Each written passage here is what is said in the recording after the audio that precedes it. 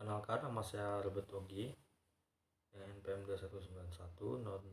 219100042066 dari program studi pendidikan ekonomi. Di sini saya akan menyampaikan bagaimana kontribusi agama Katolik dalam perkembangan peradaban manusia dari zaman ke zaman. Nah, tugas ini untuk memenuhi ujian akhir semester untuk mata kuliah pendidikan agama dan humaniora yang diampu oleh Bapak Dr. Nopi Eko Prasetyo, MPD, untuk melihat bagaimana kontribusi agama Katolik dalam peradaban manusia. Di sini yang pertama kita bisa lihat bagaimana arah dari perjalanannya. Yang pertama, berdirinya gereja Katolik pada tahun 33 Masehi. Nah, masa berdirinya gereja ini mula-mula dimulai sejak kurang lebih pada tahun 33 sebelum Masehi. Nah, di mana dengan pelayanan Rasul Petrus pada akhir abad kedua, para uskup mulai menyelenggarakan musyawarah tingkat daerah guna menuntaskan berbagai permasalahan yang berkaitan dengan ajaran kebijakan. Nah, berlanjut ke abad kedua, bagaimana uskup Roma mulai menjadi semacam hakim agung atau sebagai pengadil begitu untuk berbagai perkara-perkara yang tidak dapat diselesaikan. Kemudian pada tahun 100 Masehi ini sudah terbentuk kurang lebih 40 paguyuban umat Kristen. Nah, meskipun sebagian besar masih berada di wilayah Kekaisaran Romawi, namun perkumpulan ini atau yang menganut paham-paham ini sudah menyebar di kawasan Armenia, Iran, dan daerah India. Nah, itu bagaimana awal di mana beberapa peradaban, di mana beberapa kehidupan dimulai melalui agama begitu. Kemudian pada yang berikutnya pada akhir abad kuno, yaitu tepatnya di abad dimulai pada abad kelima. Nah, ada abad kuno akhir adalah akhir abad ke-6. Nah, ini berakhir pada abad ke-6 dan penakluknya kembali di bawah Yustianus yang berkuasa pada tahun 527 sampai 565 Masehi dari Kekaisaran Bizantium. Nah, sebelum Konstantinus menerbitkan maklumat Milan yang mewajibkan sikap toleransi terhadap semua agama Kekaisaran Romawi. Nah, salah satu bentuk dari peradaban, bentuk dari aturan-aturan yang muncul bagaimana Konstantinus sebelumnya telah menerbitkan maklumat Milan ini yang bertujuan untuk bagaimana bangsa memiliki sikap toleransi terhadap semua agama, khususnya di Kekaisaran Romawi. Nah, di mana Konstantinus ini sebagai pemimpin daripada Kekaisaran Romawi pada masa itu. Nah, kemudian berlanjut pada abad pertengahan, di mana sekitar abad ke-6 di tahun 500 sampai abad ke-14 atau 1400 Masehi. Pada tahun 530 Santo Benediktus menyusun Regula Benedictus sebagai panduan praktis dalam menjalani kehidupan sehari-hari di biara. Nah, ini menjadi pedoman sehari-hari bagi para pengikut, terutama yang ada di biara begitu, untuk melaksanakan panduan-panduan untuk menjalani kehidupan sehari-hari. Nah, regula ini atau aturan ini tersebar ke biara-biara di seantero Eropa. Artinya bahwa biara-biara ini menjadi saluran utama peradaban yang melestarikan berbagai keterampilan, kemahiran, dan budaya intelektual di sekolah-sekolah, skriptorum dan perpustakaan-perpustakaan. Nah, selain menjadi kehidupan rohani, biara-biarawan juga menjadi pusat kegiatan pertanian, ekonomi, dan produksi.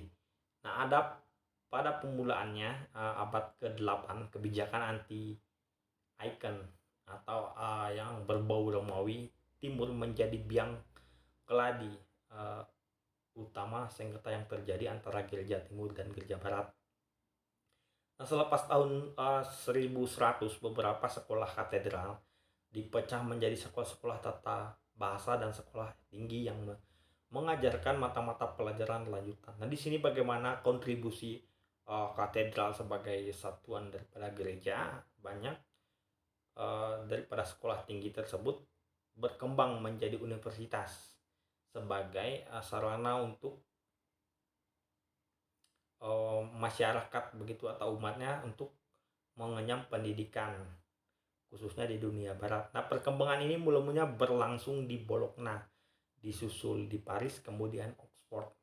Nah, sumbangsih biara bagi masyarakat dunia barat mencangkup penyebar luasan kepandaian mengolah logam, kemudian budidaya tanaman, pangan, kemudian penciptaan notasi musik dan penyusunan maupun pelestarian karya-karya sastra. Nah, gereja Katoliklah yang mendorong pembelajaran dan ilmu-ilmu melintasi dukungan terhadap banyak universitas di bawah kepemimpinannya. Bertumbuh cepat di Eropa pada zaman atau pada abad ke-11 dan 12. Pada Santo Thomas Aquinas juga seorang teolog model gereja Katolik tidak saja berpendapat bahwa menyatakan bahwa budi itu selaras dengan iman. Artinya bahwa kecerdikan budi dapat berkontribusi bagi perkembangan iman. Nah, kita lanjut ke abad berikutnya itu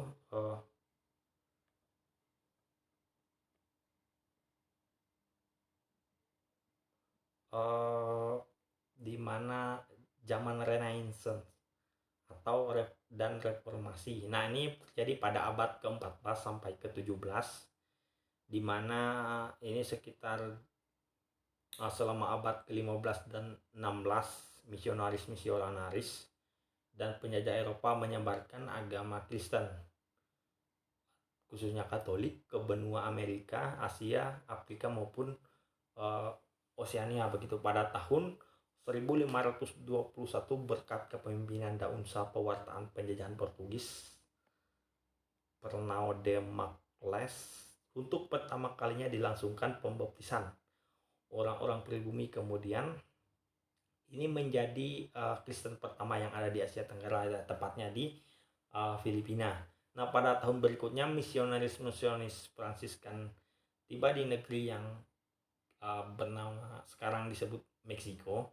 Nah, berusaha meningkatkan kesejahteraan mereka dengan mendirikan sekolah-sekolah dan rumah-rumah sakit.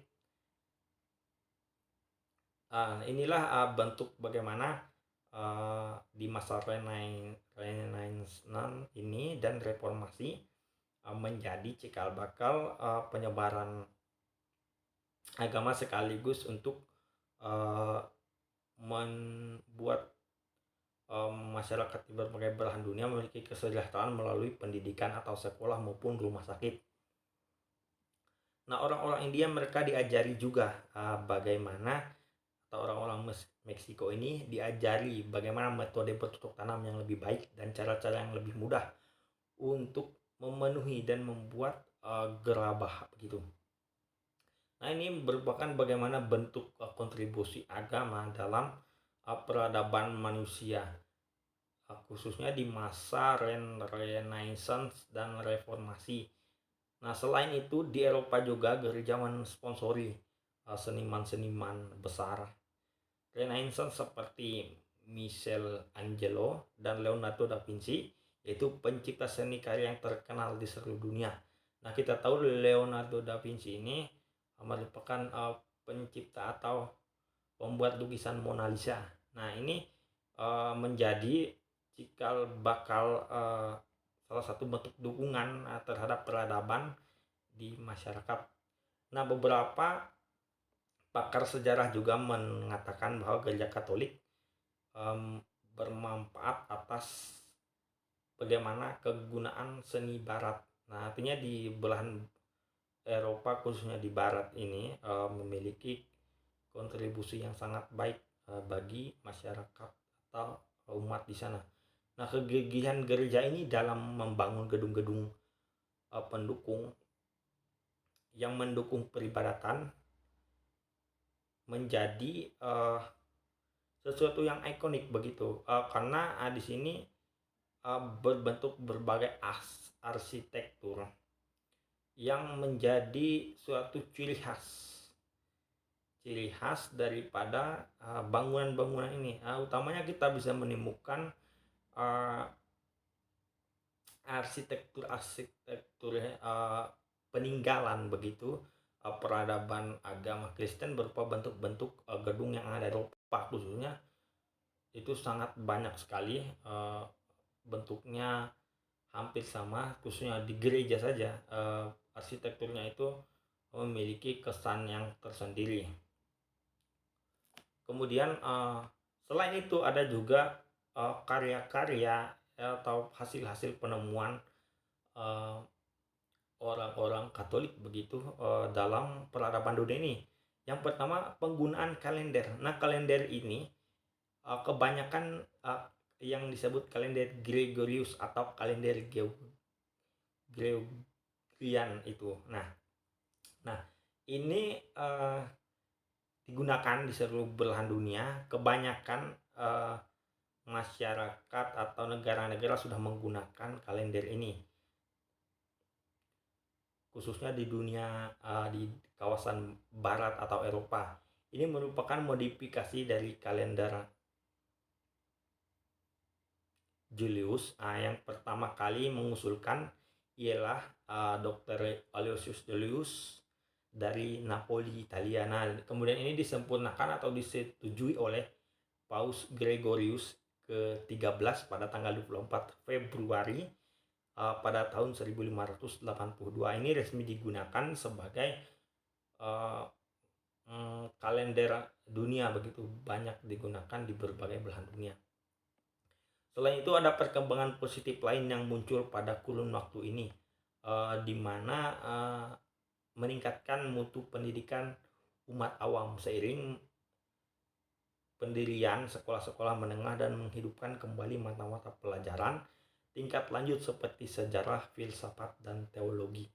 Nah, ini merupakan bagaimana gereja Katolik membangun sebuah peradaban melalui tatanan suatu ilmu pengetahuan melalui jenjang-jenjang pendidikan atau di sekolah. Kemudian yang berikutnya, yang ke-5, ada zaman barok atau abad pencerahan atau mendekati revolusi industri. Nah, menjelang akhir abad ke-19 ini, para misionaris Katolik yang datang ke Afrika bersama pemerintah daerah koloni mendirikan sekolah-sekolah, rumah sakit, biara-biara, dan gereja-gereja. Nah, rumah sakit ini didirikan untuk melayani kelompok-kelompok sosial tertentu tersisihkan akibat kemiskinan, penyakit, dan usia. Nah, ini salah satu bentuk bagaimana peradaban kontribusi gereja Katolik terhadap kehidupan sosial masyarakat di berbagai belahan dunia. Ini saja di Afrika sudah membangun sekolah-sekolah, khususnya rumah sakit begitu. Nah, kemudian yang ke-6 berlanjut ke revolusi industri. Nah, ini biasanya dikenal juga kalau di agama Katolik bertepatan dengan Konsili Vatikan yang pertama. Ini terjadi pada abad ke-18 sampai 19 Masehi, di mana Paus Pius ke-11 dengan merumuskan ajaran-ajaran sosial di bidang kedokteran, psikolog, olahraga, televisi, ilmu pengetahuan, dan pendidikan. Nah, pada abad ke-19 ini kaum wanita Katolik telah berperan penting dalam penyediaan pendidikan dan pelayanan kesehatan. Nah, sebagai wujud pengamalan ajaran sosial Katolik yang saat terjadi Perang Dunia Kedua, sehingga gereja tidak bisa berbuat apa-apa. Nah, dalam